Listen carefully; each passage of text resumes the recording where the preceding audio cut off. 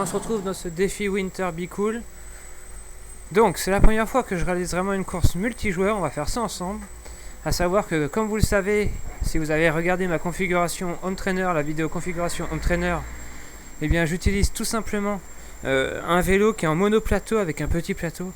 Donc si ça part très vite et que ça emmène du lourd braqué, je vais malheureusement pas pouvoir suivre le peloton de tête, je pense que ça va être compliqué. Bon, il n'y a que 11,1 km, donc on va pouvoir faire ça à fond normalement. Donc je pense que ça va aller très très vite. Ça va être le moyen un peu de regarder ce que donnent les courses multijoueurs tout simplement. Donc, allez, on réalise un petit échauffement de 7 minutes et on réalise la session tous ensemble en direct. Je vais essayer de la commenter en live. Si je n'y arrive pas, je ferai tout simplement une voix off. Alors, nous sommes à 6 minutes du départ et nous sommes déjà 40 concurrents. Un vrai peloton. Donc, histoire de situer 4 minutes du départ, nous sommes ici sur le Tour du Qatar. Tour du Qatar, je crois que c'est l'étape 3. Donc c'est le final, je pense, que l'on va réaliser. Les 11 derniers kilomètres du Tour du Qatar. Donc ça se passe en plein désert, le Tour du Qatar. Donc forcément, le décor va être un peu désertique avec peut-être une arrivée avec quelques bâtiments quand même, parce que je ne pense pas qu'on arrive totalement dans le désert. 47 au départ. 48. C'est énorme. 10 secondes. 9, 8, 7, 6, 5, 4, 3, 2, 1. Allez, c'est parti. Et on est parti. On est parti comme une balle. Je sais pas pourquoi. Ah, allez, voilà. Donc voilà, c'est parti là.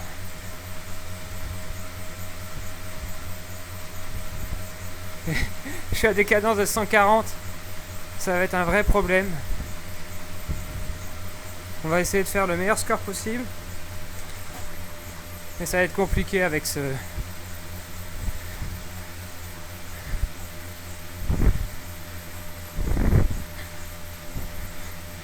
On va essayer de prendre la roue de Philippe.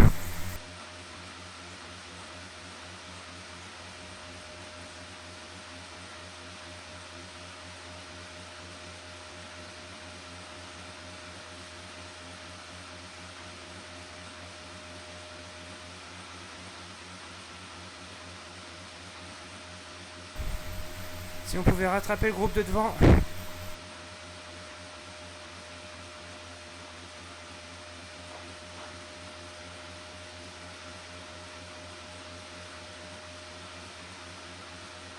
J'ai pris l'aspiration. Ça rame un peu. En fait, dès que les gens abandonnent, ça saccade, ça saccade.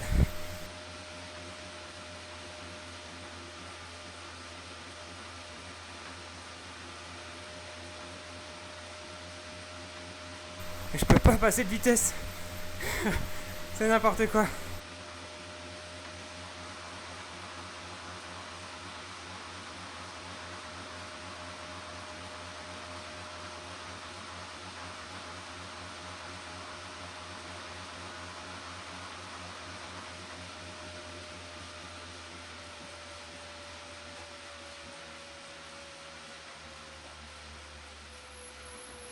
Ça monte.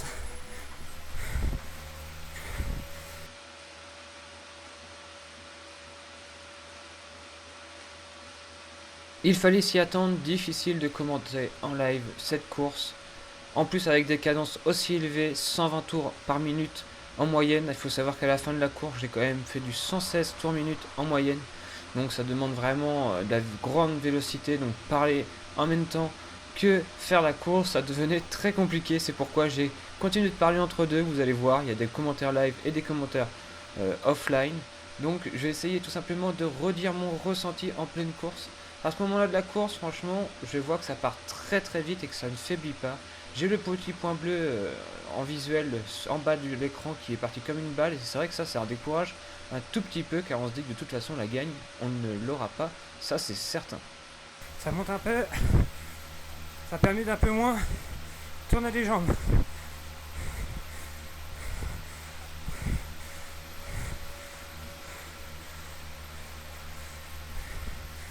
Oh la vache.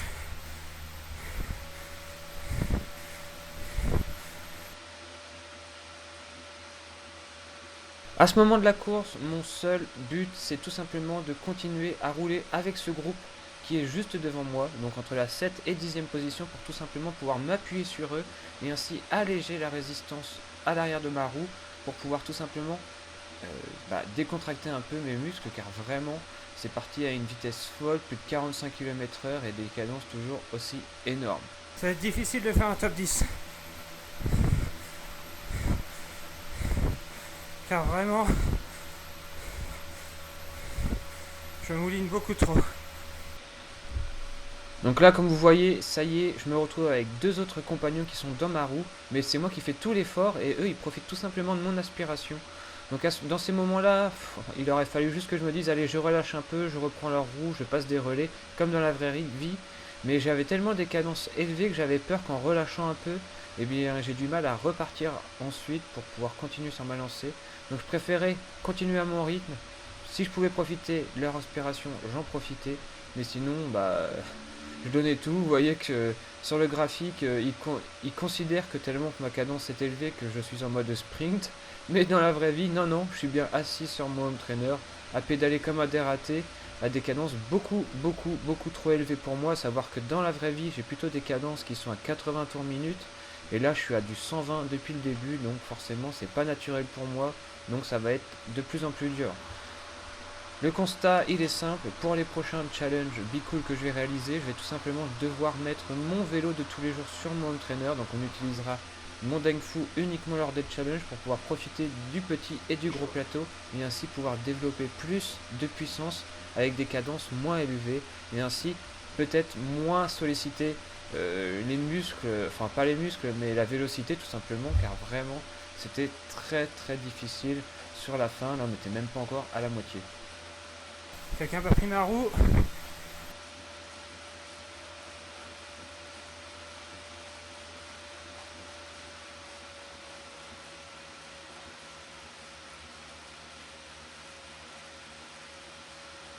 J'aurais bien voulu qu'il me relaie. Alors là, c'est vraiment le jeu de la chat et la souris. Chacun son tour, on va prendre des relais, on va profiter de l'aspiration de l'autre. Et ça, c'est vraiment cool. Hein. Cet aspect-là est vraiment top. Ça permet vraiment de se surpasser, d'aller toujours aussi vite. Voilà. On prend le relais. La résistance s'allège, car je suis dans les roues. Là, il y a vraiment eu un passage à vide. Vous avez vu que mon nombre de tours minute est passé de 120 à 105. Donc je commence à fatiguer. Ma vitesse a ralenti de 3-4 km/h. Je développe toujours environ 250-300 watts. Mais vraiment, là, ça commence à devenir dur. On est quasiment à la moitié de la course. Pas encore. Donc, il faut vraiment réussir à gérer son timing. On est un beau petit groupe ici. On rattrape tout simplement le vélo qui est juste devant nous en groupe, en profitant chacun notre tour de l'aspiration. Donc ça permet vraiment de remonter dans le classement petit à petit en grappillant des places assez efficacement, comme dans la vraie vie finalement. Franchement, cette simulation Be Cool en multijoueur, c'est vraiment sympa. Ça recrée vraiment des conditions de course quasiment identiques. Ça commence à faire mal aux cuisses. Ouais, ça commence à faire mal aux cuisses, forcément, ça monte un peu entre deux. On a des petits passages à 1-2%, mais majoritairement c'est quand même du 0%. Donc ça veut dire qu'il faut constamment pédaler pour ne pas perdre de vitesse, car c'est vraiment du tout plat, il n'y a pas d'aide. Il n'y a pas d'aide tout simplement dans la résistance arrière qui va nous permettre de réaccélérer et de gagner un peu de temps. De toute façon, ça ne m'aiderait pas, car ça ne ferait que augmenter mon nombre de tours minutes en termes de cadence. Donc je préfère que ça soit du 0 et que j'envoie tout avec les jambes. Ça monte à 4%.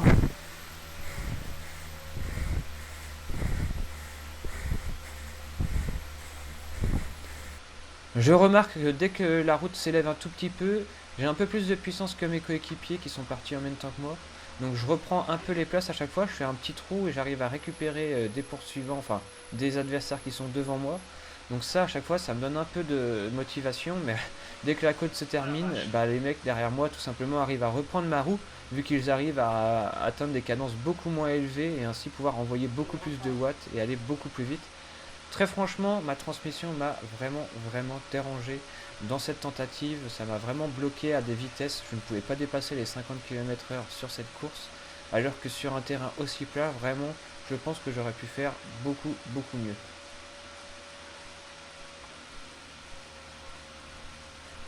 Et le point bleu hein, qui s'est littéralement envolé. À ce moment-là de la course, je me dis franchement c'est pas possible. On se tient tous dans un mouchoir de poche. Ok, il y a un ou deux points qui se détachent sur le devant, mais le point bleu là il nous met la misère totale. Donc vous allez voir, c'est affaire à suivre pour ce point bleu, mais c'était un peu suspect quand même. Oh, un trou se forme. Donc là, je roule en duo pour tout simplement essayer de rattraper le groupe de devant qui nous a mis une petite pilule là dans l'accélération. Donc je suis 11ème et mon but à ce moment-là, on est à plus de 50% de la course, c'est tout simplement de réussir à me maintenir dans ce groupe pour faire un top 10. Donc je vais vraiment tout faire pour réussir à tenir cette position, ce qui serait déjà vraiment pas mal avec ma transmission, je vous rappelle, monoplateau à mouliner. Oui, il fait très chaud. Ça dégouline de partout, il y en a partout quoi. Je commence à me transformer en Hulk, mes veines du front commencent à exploser.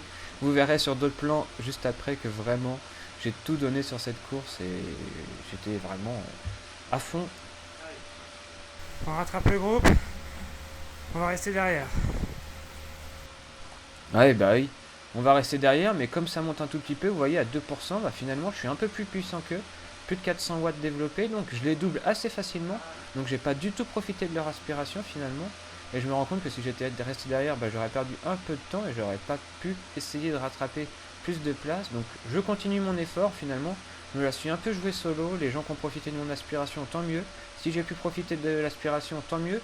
Mais j'ai pas vraiment joué cet aspect-là sur cette course. C'était vraiment un premier essai de course multijoueur. Donc j'ai vraiment... j'avais un peu peur que la session plante aussi, donc c'est pour ça que je donnais tout. Je me suis dit si ça plante, bah au moins j'aurais tout donné et j'aurais pas joué tactique à perdre du temps.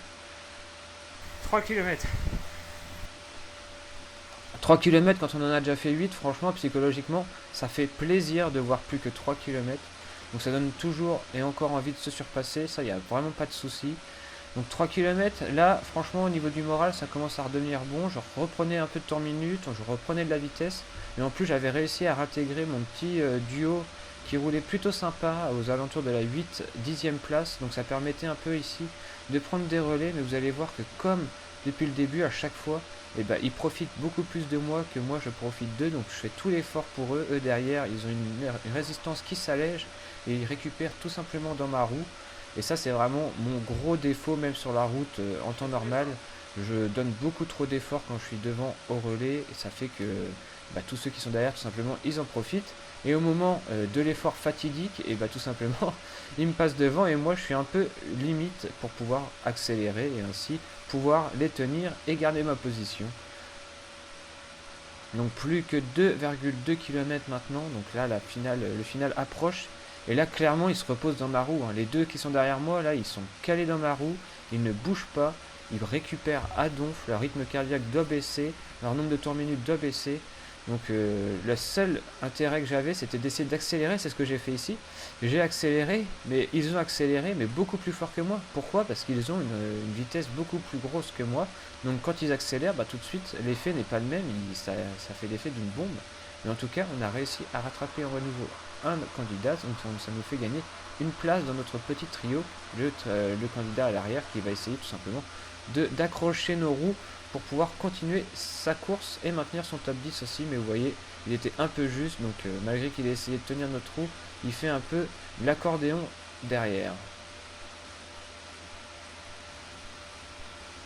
Allez, on arrive presque dans le final, 1,5 km et vous allez voir qu'il va se passer quelque chose presque d'attendu, hein, c'est ce que je vais vous expliquer tout à l'heure, vous allez voir. Donc là encore une fois, je donne encore pas mal, il reste encore dans ma roue, toujours dans ma roue depuis tout à l'heure, j'ai quasiment pris tous les relais, personne n'a coopéré.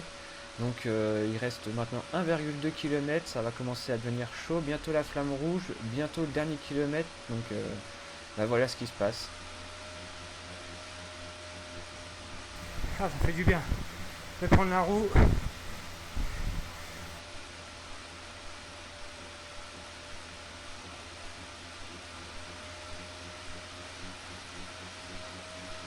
Bon, il est parti. À 800 mètres, C'est beaucoup trop loin.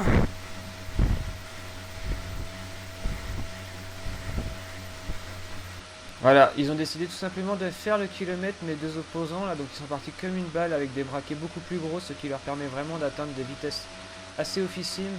Moi, j'atteins péniblement les 50 km/h en donnant tout ce qui me reste. Donc là, mon objectif, clairement, c'est de réussir à maintenir ma place maintenant dans cette dernière ligne droite, 400 mètres, je donne tout jusqu'au final.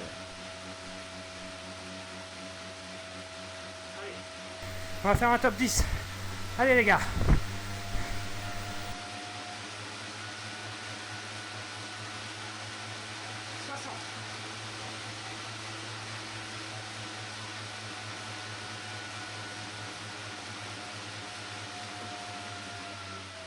Oh.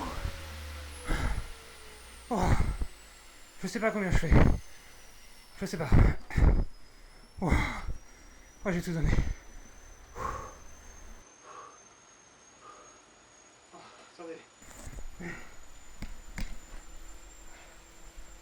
Allez, et on se retrouve tout simplement sur la plateforme BeCool sur l'ordinateur après la réalisation de ce défi Winter Cup, l'étape 9. À savoir que je n'ai pas commencé le challenge à partir de l'étape 1, donc je vais pas pouvoir être vraiment dans le classement, mais ça permet vraiment d'avoir des premières expériences de course. Alors, petite rectification avant de donner mon résultat réel. Alors, nous étions 117 à prendre le départ de cette étape à 17h30 le 8 février 2017. 117 à réaliser exactement le même parcours au même moment. Ça, c'est vraiment génial, je trouve. Résultat, sur 117, vous avez vu à l'écran tout à l'heure que je termine 10e. A savoir que BeCool, une fois tout le monde arrivé, fait un tri dans les temps et détecte les tricheurs ou non grâce aux différentes cadences de pédalage, aux différentes puissances développées, etc. et permet tout simplement de faire du tri. Résultat de ce premier défi multijoueur sur BeCool, je termine à la 8e position sur 117. Je suis plutôt content. Du environ 47 km/h de moyenne. On voit là ici vraiment une vitesse plus ou moins stable, hein. On oscille entre les 40 et 50 km/h très régulièrement. Une puissance développée de 310 watts en moyenne et une cadence de pédalage à 116 tours minute. Alors là, si vous me dites que je ne mouline pas assez, car j'ai eu beaucoup de commentaires sur ma dernière vidéo comme quoi je ne moulinais pas assez dans la montée de l'Alpe d'Huez, 116 tours minute pendant 15 minutes, je pense que là j'ai suffisamment mouliné pour aujourd'hui. Si vous avez aimé ma performance, n'hésitez pas à mettre un gros pouce en l'air, ça me fera plaisir et ça va m'encourager à réaliser d'autres vidéos de ce type. N'hésitez pas à me dire dans les commentaires si vous aimez ce type de vidéos de courses multijoueurs. Alors j'ai pas pu commenter beaucoup, ça c'est clair, j'étais vraiment à bloc, vous avez vu mon visage au fur et à mesure des minutes changer littéralement. D'ailleurs je vous remets un petit panorama en zappant de minute en minute et là vous pouvez voir ma tête se décomposer et vraiment être dans l'effort, les veines du front exploser. Bref, j'étais vraiment à fond pour ce challenge. Donc j'espère que vous avez aimé cette vidéo. Moi je vous dis à très vite pour une prochaine vidéo sur le BeCool ou sur la route. Il commence à faire beau dehors, les jours se rallongent, on va pouvoir tout simplement remonter sur le vélo et faire de grosses sorties. Donc restez en alerte, abonnez-vous à la chaîne. Moi je vous dis ciao, bye bye.